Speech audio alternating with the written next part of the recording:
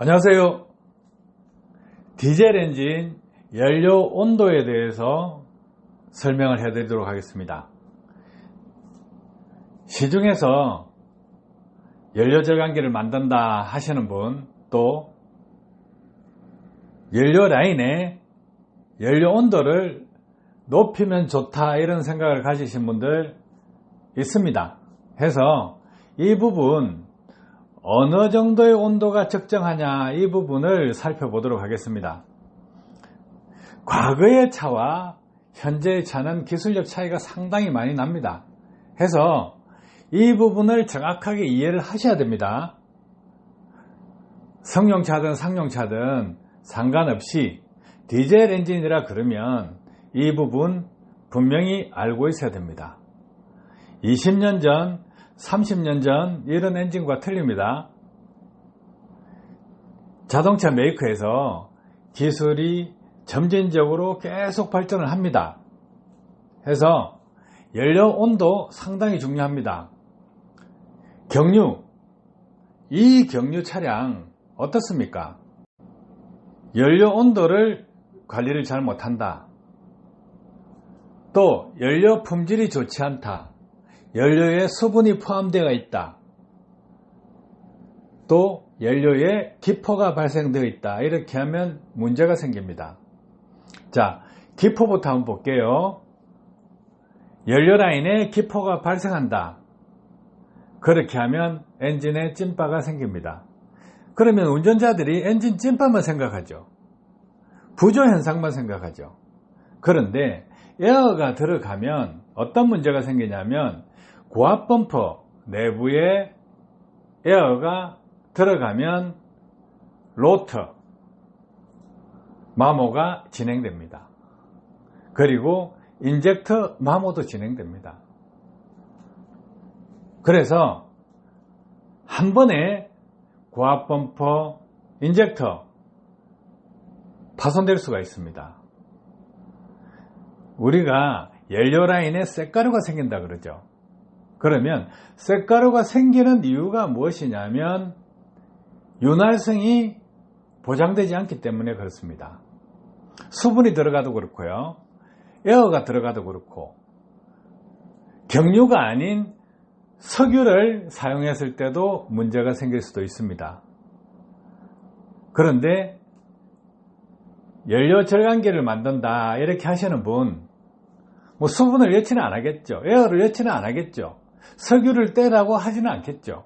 그러면 무엇이냐면 연료 온도를 높여주면 연비가 상승되는 효과가 나올 수가 있습니다. 그래서 이 부분을 잘못 관리하면 어떻게 되겠어요? 겨울철에는 약간의 도움을 받을 수 있습니다. 그런데 여름철은 다르다는 거죠.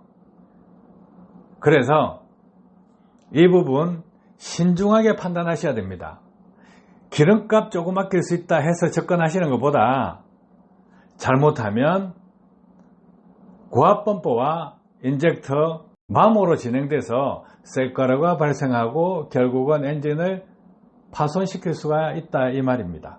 전자제어식 차는요, ECU가 있고 연료 펌프 제어 유닛이 있습니다. 그래서 저압 펌프 무작정 돌리는 것도 아니고 압력이 떨어지면 돌리고 압력이 떨어지지 않으면 안 돌리고 이렇게 제어를 할 수가 있는 것입니다. 무작정 돌린다는 건 아니죠. 뭐 과거에 휘발유 차량 연료 펌프하면 무작정 돌리죠. 그런데 그 필요한 만큼 돌린다 이거예요. 그러면 그 연료가 연료 필터를 통과하는 시점에 연료 히터가 작동을 합니다. 그래서 온도를 높인다는 거죠. 적정 온도는 25도에서 50도 사이입니다. 그런데 그 온도를 넘어갔다 그러면 조금 위험하죠. 그런데 60도가 넘어가면 윤활성이 떨어져 버립니다. 경계점이에요, 60도가. 그런데 무조건 온도를 올리다 보면 어떻게 되겠어요? 60도가 넘어갈 수가 있습니다. 그러면 60도가 넘어간 상태에서는 윤활성을 보장할 수가 없습니다.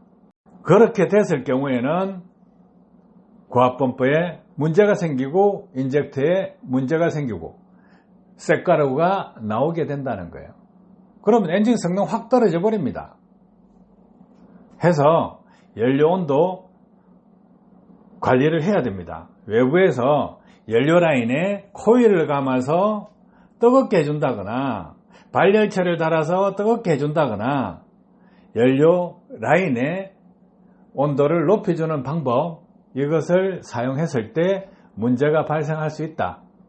그러면 겨울철에는 히팅되는 온도가 조금 약하겠죠. 연료 탱크, 연료도 차가우니까. 헌데 여름철에는 문제가 될 수 있다 해요. 그 히팅 장치가 너무 온도를 높게 해주면 여름철은 어떻게 했어요? 출력이 떨어져 버립니다. 출력도 떨어지고 또 고압 펌프에 문제를 일으킬 수도 있고 인젝터에 문제를 일으킬 수도 있다 이거예요. 그래서 성용차 같은 경우는 고압 펌프를 엔진의 가장 뜨거운 부분, V형 엔진 같으면 레일도 중간에 깔려가 있고 온도 관리한다는 거죠. 그래서 이 시스템을 보면 어떤 것이 문제가 있냐 하면 연료 온도를 높이는 데는 기술이 들어가 있는데 연료 온도를 낮추는 기술은 안 들어가 있다는 거예요. 그래서 이 부분 이슈에서 컨트롤을 다 합니다.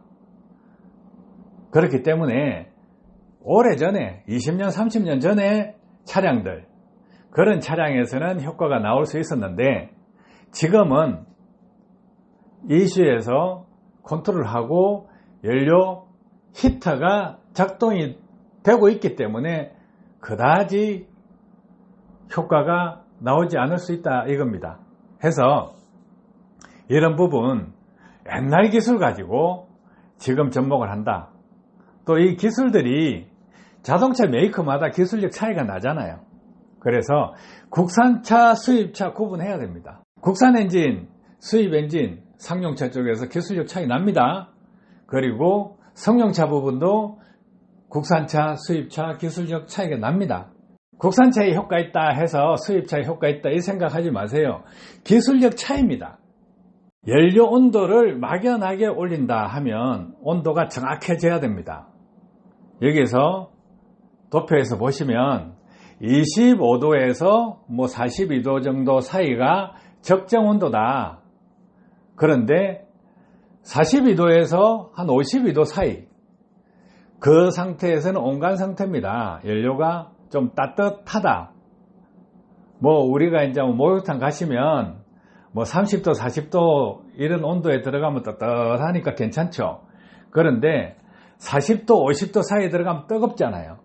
뜨거운 걸 느낄 정도, 이 정도 되면 좀 연비도 조금 좋아지고 괜찮을 거예요. 그런데 52도 넘어가서 55도를 넘어간다면 조금 위험하다고 생각하셔야 돼요.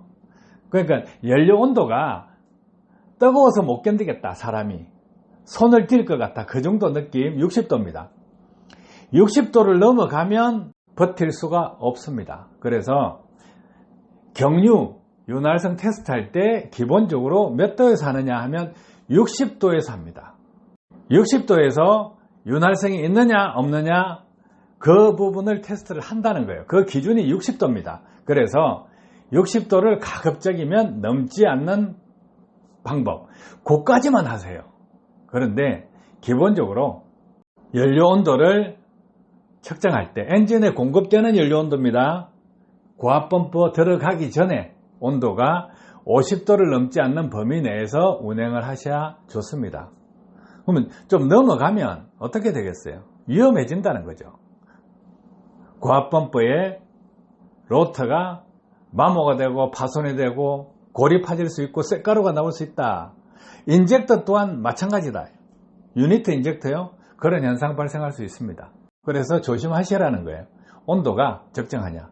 연료 온도 확인하시고 오버되지 않게끔. 60도 오버되면 윤활성이 없어져 버립니다.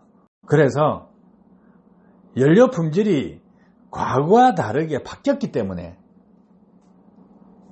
윤활성이 많이 떨어져 있습니다. 해서 이 온도 부분 관리를 잘 하셔야 됩니다. 아시겠죠? 뭐 국산 차량 연료 온도 조금 올리면 효과 놓을 수가 있습니다. 그런데 그 온도 조절을 정확하게 하지 못하면 고압펌프와 인젝터에 손상을 줄 수가 있습니다. 쇳가루가 나온다는 거예요. 쇳가루가 나오면 어떻겠습니까? 그 온도로 해서 연료 조금 아껴 먹으려다가 엔진 해먹는다 이거예요. 아셨죠?